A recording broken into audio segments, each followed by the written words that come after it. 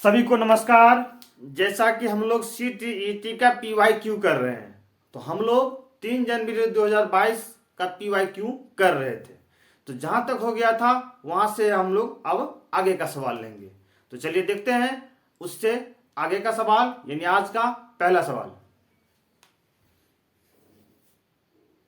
चलिए, सवाल कहता है कि 3 मित्र क्रमशः 20 मिनट, 30 मिनट और 45 मिनट के अंतराल पर अपने मोबाइल फोन पर संदेश प्राप्त करते हैं। उन्हें संदेश एक निर्धारित समय पर एक साथ प्राप्त होना शुरू हुआ।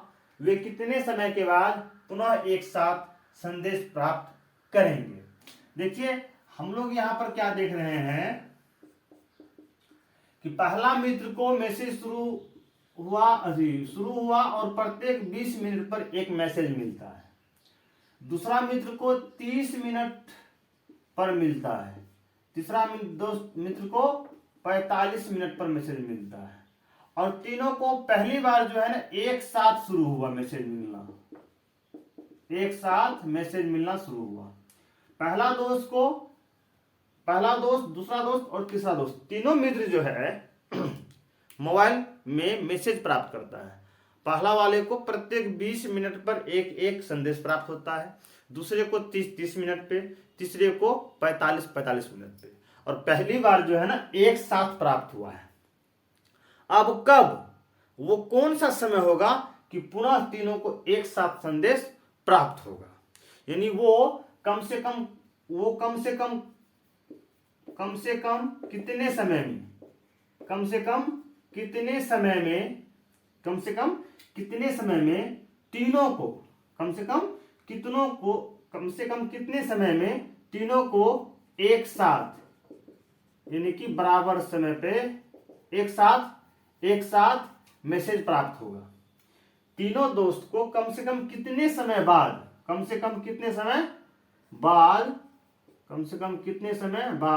एक साथ संदेश प्राप्त होगा? तो एक चीज जान लीजिए कि ये 20 मिनट बाद मिलेगा पहला मैसेज, पहला एक साथ। दूसरा मैसेज जो होगा इसको 20 मिनट के बाद, यानी 40 मिनट मिलेगा, इसको 60 मिनट और इसको 90 मिनट। इसको 20 मिनट बाद फिर, यानी कि जिस समय 60 मिनट होगा, इसको तीसरा मैसेज मिल जाएगा, इसको 90 मिनट में तीसरा, इसको 135 मिनट में तीसरा। यानी वो कम से कम कौन सा समय होगा, नजदीक का कौन सा समय होगा कि तीनों का एक साथ मैसेज प्राप्त होगा, यानी तीनों का मिनट प्राप्त हो जाएगा। तो कम से कम से आप लघुत्तम समझ लीजिए। लघुत्तम का होता है कम से कम, एक साथ यानी सम होना चाहिए। और एक चीज आप देखिए, 20 दूने 40, 20 तिये 60, ये गुणज में बढ़ रहा है। ये किस में बढ़ रहा है? गुणज में बढ़ रहा है। तो समझिए, कम से कम मतलब लघुत्तम, एक साथ यानी कि सम। अब गुणज को हम अपवर्त भी कहते हैं, है ना? तो इससे आप अपवर्त जान लीजिए। तीनों को एक साथ कीजिए, क्या हो जाएगा? लघुत्तम सम अपवर्त, इसमें जोड़ दीजिए, लघुत्तम समापवर्त, यानी कि एलसीएम निकाल दीजिए इन तीनों का, आपका उत्तर प्राप्त हो जाएगा। हम एक ही बार में कर सकते थे कि आप इसका एलसीएम निकाल दीजिए, उत्तर आ जाएगा। ऐसा हम कर सकते थे, लेकिन हमको लगा थोड़ा सा इस पे विचार कर लिया जाए। तो चलिए हम अब यहां देखते हैं 20, 30, 45 का लघुत्तम। 20, 30, 45 का एलसीएम यानी लघुत्तम हम लोग लॉसर दो तरीके से निकालते हैं, है ना? भाग विधि से और बिल्कुल सही अभाग गुणनखंड विधि से। तो हम थोड़ा थोड़ा दोनों का झलक दे देते हैं, ठीक है? 2 से 10, यहाँ 15, यहाँ 45 ही रहेगा। यहाँ 3 से लगाएंगे 10, 3 5 15, 15 तिया 45, फिर 5 से, है ना? 5 10, 5 15। इसीलिए लॉसो जो इसका होगा 2 गुना 3 गुना 5 गुना 2 गुना 1 गुना 3, 2 तिया 6 पंचे 30, दूनी 60 तिया 180 मिनट के बाद, यानी 180 मिनट पर 180 मिनट, इसको 60 से भाग दे दीजिए, क्योंकि 1 घंटा बराबर कितना होता है? 60 मिनट। यानी मिनट को बदलना है घंटा में तो 60 से भाग देना पड़ेगा। 180 मिनट है ना, इसमें यदि आप 60 से भाग कर दीजिएगा तो मिनट क्या बन जाएगा, घंटा बन जाएगा। शून्य शून्य से कट जाएगा, 6 कम 6 छतरी के 18, यानी 3 घंटा के बाद, यानी 180 मिनट 3 घंटा के बाद इन लोगों को एक साथ फिर मैसेज प्राप्त हुआ होगा। यानी कि आपका ऑप्शन 4 सही है, आपका ऑप्शन 4 बिल्कुल सही है। अब एक चीज ध्यान दीजिए, यहाँ एक साथ शुरू हुआ 20 मिनट पे, पहला को दूसरा को 30 मिनट पे, तीसरा को 45 मिनट पे। 180 मिनट जिस समय आएगा उस समय सबको फिर एक साथ रिंग बजेगा। उस समय हो सकता है इसको 20 नंबर से नवा मैसेज मिलेगा, हो सकता है इनको छठा मैसेज मिलेगा और इनको चौथा मैसेज मिलेगा। बीच का समय अंतराल कुछ भी रहे, लेकिन 180 मिनट पे इसको नवा मैसेज, इसको छठा मैसेज, इसको चौथा मैसेज, इसको चौथा मैसेज एक साथ मिलेगा, एक साथ मिलेगा। ठीक है, यहां तक आप लोग समझ गए होंगे। दूसरा है, हम बताए कि अभाज्य गुणनखंड विधि द्वारा। तो अभाज्य गुणनखंड विधि से भी बता देते हैं थोड़ा सा। 20 के अभाज्य गुणनखंड क्या हो जाएगा, 2 गुना 2, 2 दूनी 4 पंचे 20। 30 के अभाज्य गुणनखंड 2 गुने 3 गुने 5 और 45 के अभाज्य गुणनखंड, यानी कि ये हो जाएगा आपको 3 3 9 5 45। चलिए इस सबको अभाज्य गुणनखंड कर देंगे और लॉसर जब निकालेंगे इसका, तो एक चीज ध्यान दीजिए, यहाँ पे 2 2 बार आया है और 5 एक बार, 2 एक बार, 3 एक बार, 5 एक बार, यहाँ पर 3 2 बार, 5 एक बार। तो जो भी आवाज संख्या आया है ना उसको हम ले लेंगे। 2 2 2 आया है, एक 3 आया है और एक 5 आया है, और आभाज्य संख्या इन तीनों में जो आया है वो ले लेंगे। अब इस पे अधिक बार जो आया है, जैसे 2 यहाँ पर एक बार, यहाँ पर 2 बार, अधिक बार 2 है। 3 यहाँ पर एक बार, 3 यहाँ पर 2 बार, तो अधिक बार ले लेंगे। 5 तो दोनों एक ही बार आया तो एक बार ले लेंगे। 2 पावर 2 यानी 2 गुना 2, 2 दूनी 4, 3 में पावर 2 यानी 3 गुना 3, 3 3 9 गुना 5, 9 5 45 चौके 180, 180 मिनट यानी 3 घंटा। आप ऐसे भी निकाल सकते हैं, आप ऐसे भी निकाल सकते हैं। जिस समय हम कंसेप्ट वाले क्लास में हम बताएंगे एचसीएफ एलसीएम, वहां हम बताएंगे कि कितने तरीके से हम एलसीएम और एचसीएफ यानी लॉस और मोसो निकाल सकते हैं। इसको नोट कीजिए, फिर हम आगे बढ़ते हैं। चलिए अगला सवाल कहता है, निम्नलिखित में से सबसे बड़ी और सबसे छोटी भिन्न क्रमशः है। यानी पहले जो है सबसे बड़ी भिन्न प्राप्त करना है और सबसे छोटी उसके बाद। ध्यान दीजिए, ऐसे सवाल में हम लोग देख लेंगे सिंपली क्या देखते हैं कि पहला भिन्न 3/4 है, दूसरा भिन्न 6/7 है, तीसरा भिन्न 1/2 है, 2/3 है, 4/5 है और 5/6 है। ठीक है ना। हम लोग क्या करेंगे, सिंपली देखते हैं कि सबका हर जो है अलग अलग है। हम छोटे और बड़े का प्राप्त 2-3 तरीके से कर सकते हैं, लेकिन सबसे सिंपल तरीका जो है ना हम उस पर विचार करेंगे, क्योंकि एक से अधिक बताने के बाद बच्चे वहां कंफ्यूज कर जाते हैं कि हर बड़ा करना है, क्या करना है, नहीं करना है। आप सीधा देखिए कि टोटल का हर जो है अलग अलग है। जब हर अलग अलग होता है तो असमान भिन्न कहलाता है। इसको सीधा हम समान भिन्न में बदल लेंगे और देख लेंगे, बस इतना याद रखिए। तो हम लोग क्या करेंगे, 4 7 2 3 5 6 यानी जो हर है 4 7 2 3 5 6, इसका एलसीएम निकाल लेंगे सीधा। तो 2 से लगाएंगे, 2 दूनी 4, 7, 2 एकम 2, 3 5, 2 तिया 6। अब 2 से सिर्फ एक विभाजित होगा, कम से कम 2 होना चाहिए, तो 3 से हम लोग लगा देंगे। 2 7 1 3 एकम 3 5 3 एकम 3, इसका लॉसर निकाल लीजिए। ये हो गया 2 गुना 3 गुना 2 गुना 7, 1 से गुना से फर्क नहीं पड़ता, हम एक छोड़ देते हैं, यहाँ 5 हो गया। 2 तिया 6, 2 तिया 6 पंचे 30, दूनी 60 7 60 7 यानी 420, इसका लॉसो आ गया 420। यानी अब प्रत्येक के हर को हमको 420 करना है। ये 4 से भाग दीजिए 420 में, 4 से भाग देंगे 420 में, 4 एकम 4 2 0 0 2 4 पंचे 20।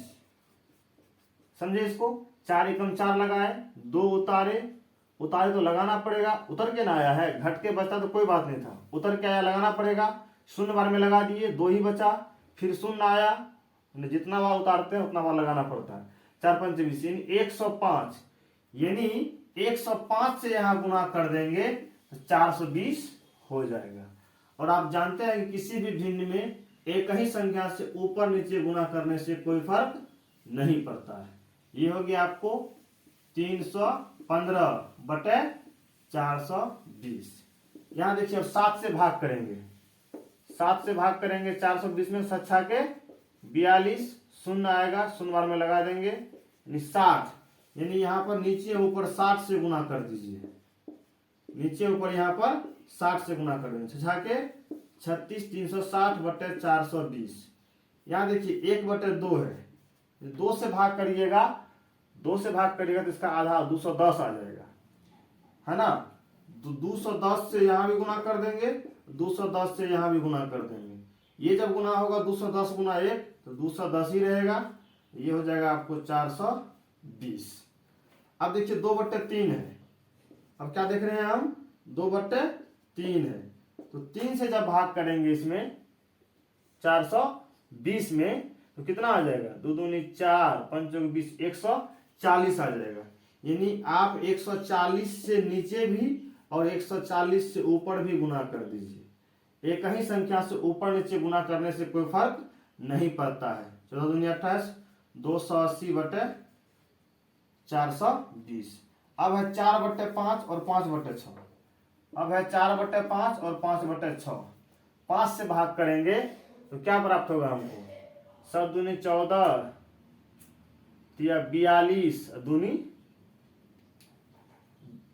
5 से भाग करेंगे ना, कर ही लीजिए, 5 8 40, 84, यानी 84 से गुना यहाँ भी, 84 से गुना यहाँ भी, ये तो आपको फिर 420 आ ही जाएगा। ठीक है, यहाँ देखिए 4 चौक 16, 6 हासिल 1, 8 चौक 32, 1 33। अब 6 से हम करेंगे, यानी द्वितीय 6 से हम भाग कर दिए तो ये बच जाएगा 70 से 35 70, 70 से गुना ऊपर भी कर दीजिए, 5/6 है ना। अब हम लोग क्या करेंगे, 70 से नीचे भी गुना और 70 से ऊपर भी गुना, यानी ये हो गया आपको 350, ये हो गया आपको 420। अब एक चीज आप देख लीजिए, ये जो था भिन्न सबको हमने समान भिन्न में ले आया, यानी कि सबका हर देखिए बराबर है ना, बराबर। तो सबका हर जब बराबर हो गया तो अब ऊपर जिसका सबसे अधिक वो भिन्न सबसे बड़ा, ऊपर जिसका सबसे कम वो भिन्न सबसे छोटी। तो सबका हर हमने बराबर कर दिया। अब ऊपर देखेंगे कि कौन सबसे बड़ी है कौन सबसे छोटी है। 315, 360, 210, 280, 350, 330। 360 जो है ऊपर में सबसे अधिक है और सबसे कम जो है 200 वाला, 210 है यहाँ पे, 280 ये सबसे छोटी है। यानी ये भिन्न जो है आपको सबसे बड़ी है, इसमें ये भिन्न आपको सबसे बड़ी है और ये वाला भिन्न आपको सबसे छोटी है, ये वाला भिन्न आपको सबसे छोटी है। तो आप इसको सीधा क्या कीजिए, क्या कहता है सबसे बड़ी पहले, यानी 6/7 और 1/2, 6/7 और 1/2, 1/2 उल्टा कर दिया, पहले दे दिया है, पूछ रहा है सबसे बड़ी तो सबसे छोटी ही दे दिया पहले। इसी तरीके हमको देना है, पहले सबसे बड़ी तो 6/7, सबसे छोटी 1/2, यानी कि ऑप्शन नंबर 1 आपका बिल्कुल सही है ना। इसको नोट डाउन कर लीजिए। समझ गए होंगे लगभग कि जैसे ही देगा भिन्न सबका एलसीएम निकाल लेंगे, एलसीएम निकाल के देख लेंगे कितना बार विभाजित होता है और सबका हर बराबर कर देंगे। हर बराबर करने के लिए जिससे नीचे गुना करेंगे उसी से ऊपर भी गुना कर देंगे और तब देख लेंगे ऊपर में जिसका बड़ी है वो बड़ी, जिसका छोटी है वो छोटी। अगला सवाल देखिए, ये कहता है कि पैटर्न को देखिए तथा खाली स्थान खाली संख्या लिखिए। देखिए इसको बोलते हैं, इस पैटर्न को बोलते हैं कि विषम संख्याओं के योग पर आधारित वर्ग, है ना। देखिए यहाँ पे सिंपल क्या है कि विषम संख्या क्या होता है, जो 2 से विभाजित नहीं हो, यानी 1, 3, 5, 7, 9, 11, 13, 15 इस तरीके से बढ़ते रहता है, 17, 19। इसमें क्या होता है कि शुरू का एक संख्या होता है तो ये 1 का वर्ग होता है। शुरू से लगातार 2 संख्या ले लीजिएगा, 1 और 3 दोनों को जोड़िएगा तो 2 संख्या है तो यानी ये 2 के वर्ग के बराबर होता है, यानी 2 गुना 2 4 के बराबर। शुरू से 3 ले लीजिएगा विषम संख्या, 1 जोड़ 3 जोड़ 5, तो 3 विषम संख्या जोड़े हैं शुरू से, यानी ये 3 के वर्ग यानी कि पावर 2 के बराबर हो जाता है, यानी 3 पावर 2 यानी 3 गुना 3 यानी कि 9 हो जाता है। जोड़िएगा 9 ही प्रयोग। वही है, यहाँ पे 2 संख्या जोड़ा है यानी 2 का वर्ग, 2 दूनी 4। यहाँ पे शुरू से लगातार 3 विषम संख्या है, 3 का वर्ग यानी 3 गुना 3 9। ये शुरू से 4 लगातार विषम संख्या है यानी 4 का वर्ग यानी 4 पावर 2, 4 गुने 4 यानी कि 16। ये शुरू से लगातार 5 है यानी 5 का स्क्वायर यानी 5 गुना 5 25। इसमें देखना कितना है, 1 2 3 4 5 6 7 8 9, यानी ये 9 का स्क्वायर के बराबर हो जाएगा, यानी कि 9 गुना 9 81। इसको जोड़िएगा ना 81 आएगा, यानी आपका ऑप्शन 3 बिल्कुल सही है। पैटर्न समझना और टिक मारना है। चलिए अगला सवाल कहता है कि विभिन्न स्टेशनरी लेखन सामग्री वस्तुओं की दरें नीचे दी गई है। ठीक है, लेखन सामग्री है पेंसिल का पैकेट 22 रुपए में, कलम का पैकेट 37 रुपया 50 पैसे में, एक रबर 3 रुपये 50 पैसे में, एक शार्पनर जो है 4 रुपये 50 पैसे में, पेस्टल कागज शीट जो है उसका एक पैकेट 48 रुपए में, एक लेखनी रूलर 10 रुपए में। ठीक है, तो सवाल देखने में लगता है बहुत बड़ा है, बहुत भारी भरकम, लेकिन बहुत इजी है सवाल, बहुत इजी सवाल है। हरप्रीत ने एक पैकेट पेंसिल जो है एक पैकेट लिया, 2 पैकेट कलम 2 पैकेट लिया, 3 रबर यानी रबर 3 लिया, शार्पनर 1 लिया, है ना, पेस्टल शीट 2 पैकेट और एक लेखनी लिया। दुकानदार से इतना सामान लिया, उसको कितने रुपए देने होंगे? बहुत आसान सवाल है। तो एक चीज जान लीजिए आप लोग, मान लीजिए कि 3 को हम 2 बार जोड़े, अब कि सीधा 2 बार न जोड़े हैं, 2 गुना 3 कर दीजिए, एक ही बात है। जैसे 5 जोड़ 5 जोड़ 5 3 बार है, उससे बढ़िया है कि इतना जोड़ने से बेहतर है कि 3 गुना 5 कर दीजिए, 3 बार है 5, 3 गुना 5, है ना। ये छोटा लगता है कि वही है, बहुत आसान है। लेकिन मान लीजिए कि 115 को जोड़ना, मान लीजिए 118 को जोड़ना है आपको 38 बार, तो अब 118 है, 118 118 38 बार लिखिएगा। उससे बढ़िया है कि 38 गुना 118 कर दीजिए, आंसर आ जाएगा।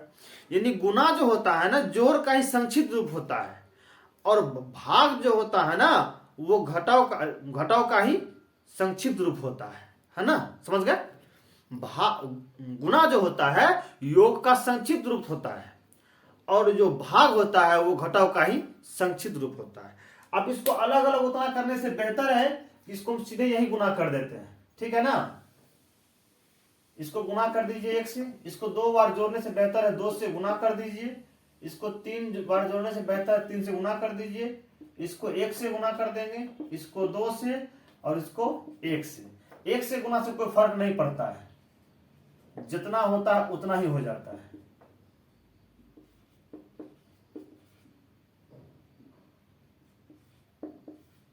ठीक है, 2 से गुना कीजिए, 0 दूनी 2 से गुना करेंगे 0 में, तो 2 से गुना होगा तो 0 हो जाएगा। 2 पंचे 10 का 0 हासिल 1 दशमलव, 7 दूनी 14 1 15 का 5 हासिल 1 3 दूनी 6 1 7, 2 अंक के बाद दशमलव बैठ गया। 3 से देखिए, 0 3 0 या 3 गुना 0 भी 0 होता है। 0 से 0 में गुना करेंगे तो भी 0, 0 से कोई संख्या में गुना करेंगे तो भी 0, और कोई संख्या में गुना करेंगे 0 से तो भी 0, है ना। 0 हो गया, 3 बचे 15 के 5 हासिल 1, यहाँ दशमलव दे दीजिए, 3 3 9 1 10, 3 3 9 1 10। यहाँ देखिए 0 0 0 दशमलव 8 दूनी 16 96, है ना। दशमलव के 2 अंक बाद दशमलव के 2 अंक बाद दशमलव, ठीक है। इसको सीधा आप जोड़ दीजिए, है ना, इसको सीधा जोड़ दीजिए। ये हो गया आपको 0, 5 5 10 का 0 हासिल 1 हो गया, 2 1 3 5 3 8 8 4 12 12 6 18 का 8, 18 के 5 2 7, 4 11 6, 17 18 का 8 हासिल 1, 2 1 3, 7 3 10, 1 11, 11 9 20, 1 21, 218 रुपए देने होंगे। 218 रुपए, ऑप्शन ए सही, एक सही है आपका। बहुत आसान सवाल है, जो जितना वाले को गुना करके जोड़ दीजिए। ध्यान रखना है कि गुना करने और भाग करने में सावधानी बरतना है। यहाँ दशमलव का गुना है, यहाँ दशमलव का गुना है, और दशमलव का गुना आज हम बेसिक क्लास में भी बताएंगे, है ना। यदि दिक्कत है इस गुना में तो आज के शाम में जो बेसिक क्लास होगा उसको आप देख लीजिएगा, स्पष्ट हो जाएगा। चलिए इस सवाल को देखिए। देखने में लगता है कि बहुत आसान है, लेकिन लोग जल्दबाजी में गलती कर बैठते हैं, है ना। इसीलिए आपको इत्मीनान से काम करना है। पूछता है शेषफल और भागफल देके निकल जाता है, तो जल्दबाजी में गलती नहीं करना है। अभी तक का सबसे आसान सवाल हमको लगता है, ठीक है ना, आप लोगों के लिए। लेकिन कभी कभी क्या होता है ना, वो देखता है शेषफल भागफल ही पूछा होगा, ठीक मार के निकल जाते हैं। और परीक्षा देने वाले आपके नब्ज को टटोलते हैं कि वो जल्दबाजी में होगा, गलती कर बैठेगा, सिंपल पूछ दो। तो जनरली लोग भागफल पूछता है, शेषफल ही पूछ दो। या क्या करता है, कभी कभी भागफल और शेषफल का योग दे देता है कि दोनों को जोड़ के बताइए, या दोनों का अंतर कह देता है, या दोनों गुना कह देता है, कुछ भी कर सकता है वो। तो सवाल को पढ़ के समझ लेना है, एक बार में समझ गए, आंसर 10 सेकंड में। चलिए कहता है कि 10011 यानी कि 10,011, 10,011 को 101 से भाग देने पर क्या शेषफल प्राप्त होगा। आप जानते हैं ना कि भाज्य में भाग देते हैं किससे, जिससे भाग देते हैं उसको भाजक कहते हैं। यहाँ जो होता है वो भागफल होता है, और नीचे जो बचता है ना वो शेषफल होता है। तो ध्यान दीजिएगा, आपको शेषफल मांगा है तो ये वाला देना है। सिंपल है, 101 से भाग दीजिए आप 10011 में। 101 से भाग लगाएंगे, एक में तो लगेगा नहीं क्योंकि ये छोटा है, बराबर या अधिक होना चाहिए। 101 से 10 में भी नहीं लगेगा, 100 में भी नहीं लगेगा, 101 ना है, इससे अधिक चाहिए, यानी कि ये आपको लग जाएगा 1001 में, 1001 में। तो 101 को 8 से लगाइएगा तो 808 होगा, 9 मर्तबे लगाइएगा, 9 मर्तबे लगाइएगा 9 बार में तो 909 होगा। 10 बार में तो 1010 हो जाएगा। 10 बार तो लगता है नहीं, 10 बार लगने का होता है तो पहले 1 से लग जाता है तब 0 से लग जाता है ना। आपका भाग सही जा रहा है तो 9 से अधिक नहीं लगता है। 10 से लगना होता है तो पहले 1 से लग जाता है, फिर वो 0 से लगता है ना। तो 9 से लगा दीजिए आप, 9 से लगाएंगे 909, 909 इसमें लगा रहे हैं ना, 909। तो इकाई की जगह इकाई लिखिए 909। अब इसको आप माइनस कर दीजिए, एक में से 9 घटेगा नहीं, पैसा करें कैरी करेंगे, यहाँ तो है नहीं, यहाँ भी नहीं, यहाँ से लेंगे, यहाँ 1 है तो 1 से ले लेंगे, 1 तो क्या बचेगा 0, 1 लेके देंगे इसको, 1 दाएं 10। अब 1 निकालेंगे उसको देने के लिए तो यहाँ बचेगा, 10 में से 1 निकला तो 9 बचेगा, यहाँ आएगा 1 तो 1 दाएं 10 हो जाएगा। फिर 1 निकालेंगे उसको देने के लिए 9, 1 दाएं 10, 1, 11 में से 9 गया 2, 9 में से 0 घटा तो 9, 9 में से 9 गया 0, यहाँ पे 0, 92 बचा। अब 1 उतरा, 9 से 21 हो गया, फिर 9 बार में ही लग जाएगा 909। 11 में से 9, 1 में से 9 नहीं घटेगा, यहाँ से लेंगे 1, 1 दाएं 10, 1, 11 में से 9 गया 2, 1 में से 0 घटा 1, यानी कि 12 शेषफल प्राप्त हुआ हमको। आपका ऑप्शन 3 सही है, आपका ऑप्शन 3 सही है। बहुत आसान सवाल है लेकिन इत्मीनान से बनाना है। कभी कभी भागफल ही पूछ देगा तो भागफल ये 99 लिखना है। कभी कभी क्या कहेगा, शेषफल और भागफल का योग बताइए तो दोनों को जोड़ के बता देंगे। कभी कभी कहेगा दोनों का गुना बताइए, दोनों को गुना करके तब बता देंगे। इत्मीनान से ऐसे छोटे सवाल देखने में लगते हैं छोटे, लेकिन लोग जल्दबाजी में गलती कर बैठते हैं, है ना। सवाल को पढ़ के समझ के बनाना है। बहुत आसान सवाल है लेकिन थोड़ा सा उसमें रहता है, गुंजाइश रहता है गलती करने का, है ना। पूछता है भागफल दे देता है शेषफल, शेषफल पूछता है भागफल, मतलब गलती करने का यहाँ गुंजाइश रहता है। आपको कंफर्म हो लेना है कि शेषफल पूछा जा रहा है तो शेषफल बताएंगे, भागफल पूछा जाएगा तो भागफल बताएंगे, दोनों को जोड़ के पूछेगा तो दोनों को जोड़ देंगे, अंतर पूछेगा तो घटा देंगे, गुना कहेगा तो गुना कर देंगे। आपको यहाँ पर एक बार में पहले समझ लेना है कि हमको करना क्या है, ठीक है। इसको नोट कीजिए फिर आगे बढ़ते हैं। देखिए अगला सवाल कहता है कि वह न्यूनतम संख्या चुनिए जो एक पूर्ण वर्ग है और प्रत्येक संख्या 16, 20 और 24 से भाग हो जाती है। पहले आप सवाल के नेचर को देख लीजिए। हम बोले ना कि सवाल को पहले एक बार समझ लीजिए। यहां पर क्या किया है, सभी पूर्ण वर्ग संख्या ही दिया है और कहता है कि न्यूनतम संख्या कौन होगा जो इससे भाग करेंगे। तो न्यूनतम संख्या यानी कम से कम, यानी लघुत्तम आपको निकाल लेना है पहले इन संख्याओं का। ठीक है, इन संख्याओं का लघुत्तम निकालने के बाद इन चारों में भाग देना है। जो पूर्णतः विभाजित हो जाएगा इजीली वही आपका आंसर हो जाएगा।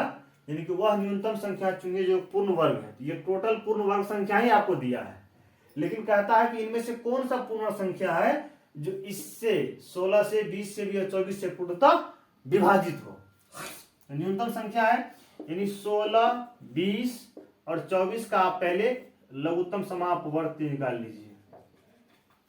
2 से 8, 10, 12, फिर 2 से 4, 5, 6, यानी 2 गुना 2 गुना 4, 1 मिनट और 2 से और लग जाएगा। 2 दूनी 4, 5, 2 दिया 6, यानी 2 गुना 2 4 बार, 1 2 3 4 बार गुना 5 गुना 3, ये कितना हो गया?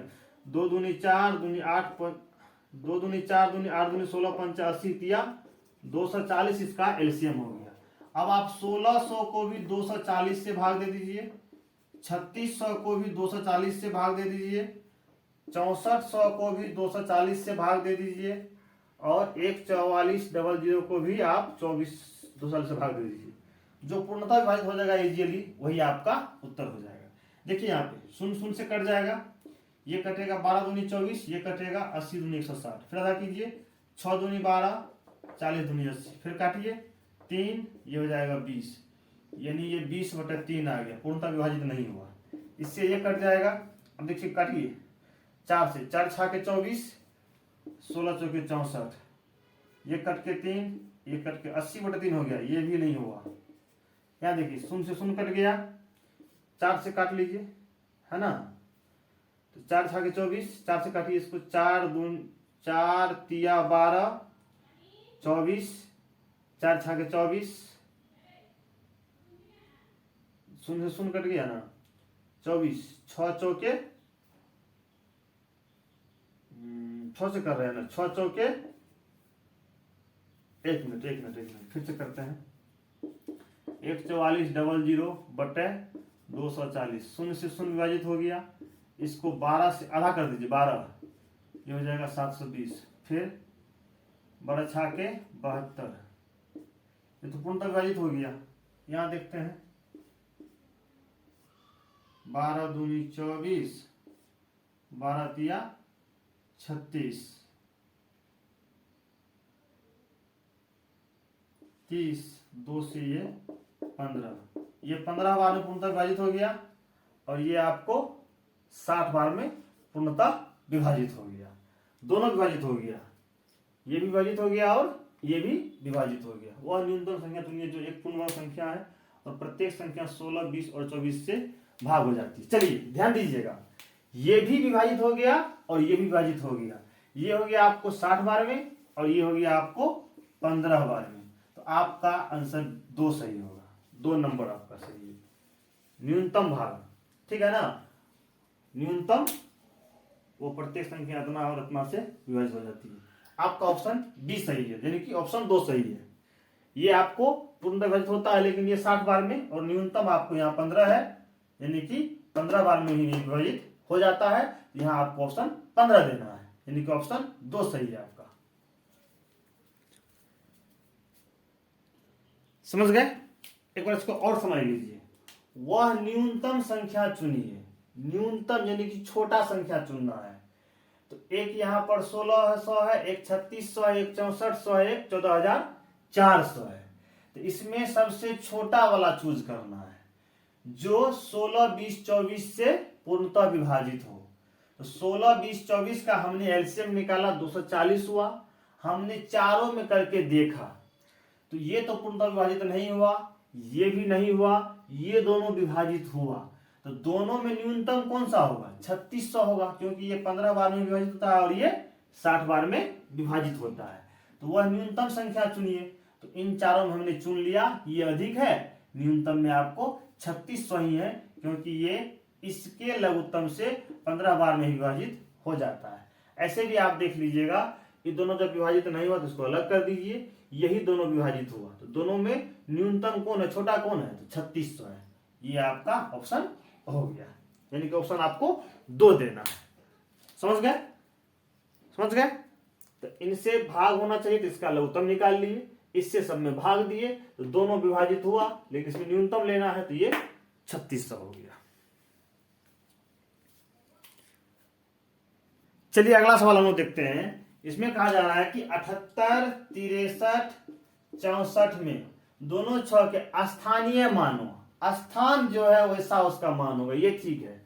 पिछले क्लास में हमने देखा था वहां पर अंकित मान था, मतलब जो अंक है वो खुद उसी का वही अंकित मान होता है। स्थानीय मान वो संख्या जिस स्थान पर है उसके अनुसार स्थानीय मान करा जाता है। तो हम लोग सवाल को पहले पढ़ लेंगे, समझ लेंगे।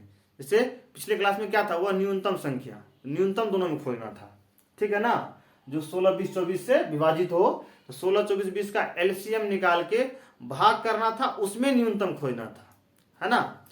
चलिए यहां पर हम लोग क्या करेंगे, इस संख्या में दोनों छह, एक 6 यहां पर है, एक 6 यहां पर है, तो 6 के स्थानीय मान, 6 के स्थानीय मान, इस 6 के स्थानीय मान, ध्यान दीजिएगा। ये इकाई है, ये दहाई है, ये सैकड़ा है, ये हजार है, ये 10,000 है और ये लाख है। इकाई, दहाई, सैकड़ा, हजार, 1000, लाख, ठीक है। 6 दहाई, ये कितना है, 6 दहाई, यानी कि 6 गुना 10। 6 ये कौन से स्थान पे है, हजारवां स्थान पे है, यानी 6 गुना 1000, यानी 6 दहें 60, 6 गुना 1000, 6000।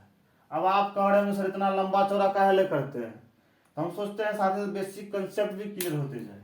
नहीं तो सिंपल है कि 6 का स्थानीय मान निकालना है, इस 6 का एगो 6 दे दीजिए, इसके बाद एक अंक है तो एगो शून्य दे दीजिए। दूसरा है यहाँ पे 6 तो यहाँ 6 दे दीजिए, इसके बाद 3 अंक है तो 3 शून्य दे दीजिए।